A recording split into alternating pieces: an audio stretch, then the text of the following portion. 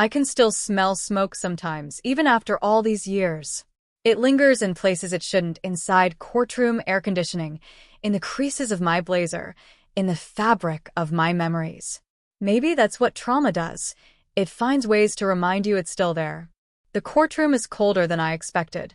I sit straight, my hands folded neatly on the table, the faint glint of my scar just visible where my sleeve doesn't reach. Cameras hum. People whisper. And I hear it again, the same cruel echo I thought I'd buried. She faked it. My family sits just a few feet away, my mother avoiding eye contact, my brother looking through me as if I'm a stranger. To them, I'm not a survivor. I'm the scandal they never wanted. The judge's voice fades in and out as I breathe through the weight in my chest. I feel my phone buzz inside my bag, a message from someone I haven't heard from in years. We're ready to testify. My pulse steadies. I know it's coming. For years, I let them define my story, the fire, the loss, the rumors. But today, in this courtroom, I'm taking it back. Because when the truth finally burns its way out, I want every person here to see exactly who started the fire and who walked through it. I was 22 when the fire happened, young enough to still believe family meant safety, and foolish enough to think love could withstand suspicion. Back then, I lived in a small town in Oregon, where everyone knew everyone and gossip traveled faster than smoke. My parents owned a modest hardware store. My brother, Ryan, was their pride, the golden son who always made the right choices. Me? I was the artist, the dreamer, the one who never followed through. That's how Mom used to say it, her voice coated with disappointment. The night of the fire, the wind howled like it knew something terrible was coming. I'd stayed late at the store, sketching in the back room while Ryan closed up. The next thing I remember is the acrid sting of smoke filling my lungs and the sound of shattering glass. Flames crawled up the walls, orange and alive. I ran toward Ryan's voice but never reached him. A beam collapsed, trapping me under splintered wood. My arm burned before I could pull free. When the firefighters dragged me out, the building was gone, and so was he. Ryan survived, but he told everyone I'd been careless, that I left a candle burning. My mother didn't even ask me what happened. She just believed him. Their looks said it all. You did this. Doctors said my scars would fade. They lied. The worst ones were invisible. The looks from neighbors, the whispers that I'd set the fire myself for attention. The only person who believed me was my grandmother, Hazel.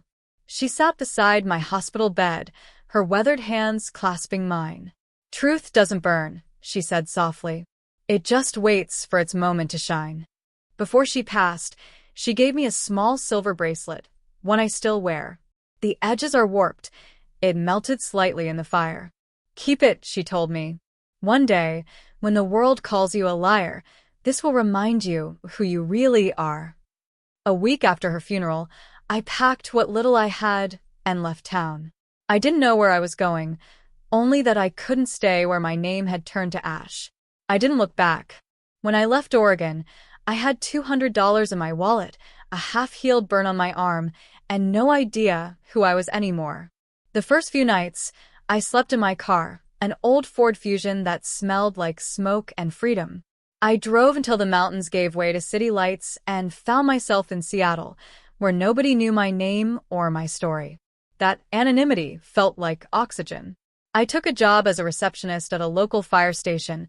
Ironic, maybe, but something about the sound of sirens made me feel alive instead of afraid. The men there were loud and brash, but there was one woman who stood out. Captain Marlene Rivers, a veteran firefighter with gray streaks in her braid, and a no-nonsense kind of kindness. She noticed my burned scars one morning when I spilled coffee on my wrist. "You been near fire before?" she asked. I hesitated, then nodded. "Too close." Her eyes softened. "Then you already know its language. You just have to learn how to talk back." She became my mentor, my anchor. I watched her lead with calm authority, the way she commanded chaos without losing her humanity. One day, she slid an application across my desk. "Seattle Fire Academy. You've got the heart for it," she said. "Now, get the training." I thought she was crazy. I was still waking up screaming some nights. But something in her voice, that quiet certainty, pushed me to try. The academy was brutal. I was smaller, slower, and more easily shaken than most of the recruits. The instructors didn't go easy on me either. "You'll never make it out there," one of them said. Fire doesn't care about feelings. But neither did I, not anymore. Every blister, every drill, every moment I wanted to quit, I thought of Grandma Hazel's words, "Truth doesn't burn." The first time I entered a real fire, my knees nearly gave out. It was a warehouse blaze, heat so intense it felt like breathing knives. Somewhere inside, a man was trapped. My team hesitated for a split second, waiting for the captain's call. I didn't. I went in. Later, when we pulled the man out alive, the captain found me sitting on the curb, shaking. She didn't scold me, just placed her soot-covered glove over my shoulder and said, "Welcome to the job, Carter." That was the first time anyone said my name with pride. Over the years, I climbed the ranks. Quietly. Steadily. I avoided the spotlight, even when local papers called me the Phoenix Firefighter. I didn't tell my family. They'd made their judgment long ago. They didn't deserve my truth. I kept my social media empty, my past locked away. I didn't need their validation anymore. My life was built from ashes, and I'd learned how to control the fire now. The courtroom smelled faintly of disinfectant and old wood, sterile, yet somehow suffocating. My heels clicked against the marble floor as I took my seat at the witness table.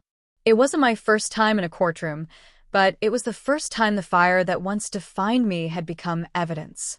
Across the aisle sat my family, my mother, her lips pressed tight, and Ryan, shifting in his seat, avoiding my eyes. They were suing me for fraudulent trauma compensation, tied to an old insurance claim from the hardware store fire.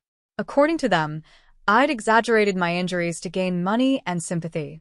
My stomach churned. For years, I'd avoided this exact confrontation, but the truth has a funny way of finding you when you least want it to. The plaintiff's lawyer paced like a hawk, voice sharp.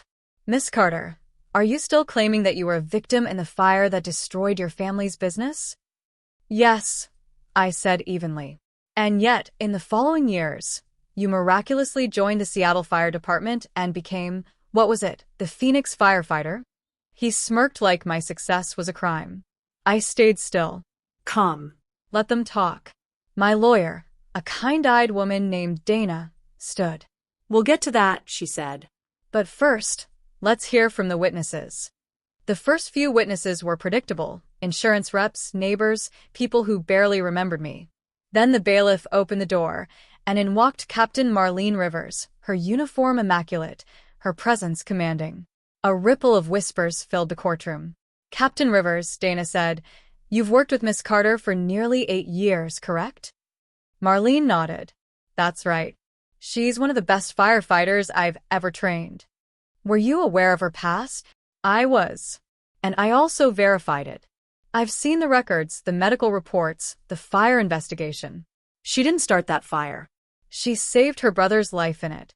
The room went dead silent. My mother's hand flew to her mouth. Ryan's jaw tightened, his face draining of color. She pulled him out. Marlene continued, her voice steady. While she was trapped under debris, she shielded him from falling beams. Her burns came from saving him, not from negligence. If she hadn't been there, he wouldn't be. The judge leaned forward. "Is that verified, Captain?" "Yes, Your Honor," she said, producing the signed report. "The fire was caused by a faulty wire behind the register, not human error." Gasps rippled through the room. My brother couldn't look at me. My mother's eyes filled with tears she didn't know where to place. Dana approached the bench. "Your Honor, I'd also like to present testimony from 2 witnesses who owe their lives to Miss Carter, civilians rescued during the 2021 downtown apartment fire." 2 people stood, a young mother and her teenage son. The boy's small voice broke the silence. "She carried me out when the stairs collapsed. She saved us." The whispers in the courtroom shifted, disbelief melting into awe. I heard it then, the phrase that would follow me long after that day. "Is that her?" someone whispered. "The hero firefighter?" My throat tightened.